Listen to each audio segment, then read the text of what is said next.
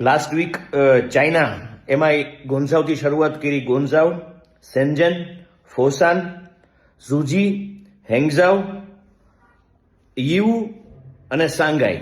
બરાબર, ઓલમોસ્ટ 4 તારીખે મારી ટ્રીપ સ્ટાર્ટ થઈ હતી અને 6-7 દિવસની અંદર 5-6 શહેર જે ધંધાર્થી છે, ધંધા માટે ક્યાંક ને ક્યાંક ઉમ્મીદોને લઈને, રિસ્ક લઈને, પૈસા ખર્ચીને ટ્રાવેલ કરવા માંગતા હોય ને સર, તો એ સાહસ જરૂર કરજો, પણ સાહસના ઓબ્જેક્ટિવ કેળવજો.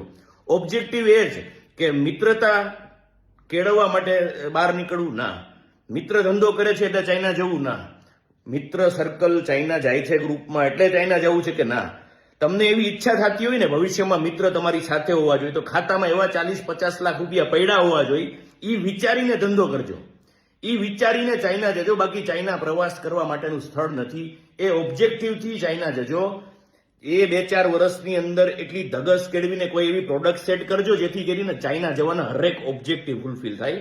એટલે સાહસ કરવો ને તો એ સિદ્ધિ ત્યારે જ મળશે કે આ ઓબ્જેક્ટિવ આ પ્રકારના હોવા જોઈએ. બરાબર, એટલે ફરવા કરવા માટે તો ઓલ ધ વે તમારા માટે ઓપન છે, પણ ધંધા કરવા માટે આ તાકાતથી જશો ને તો સફળતા નહીં મળે તો કઈ નહીં, શીખવા જરૂર મળશે, અને આ શીખ્યા પછી સફળતા તમારા કદમોમાં છે. Wish you all the very best.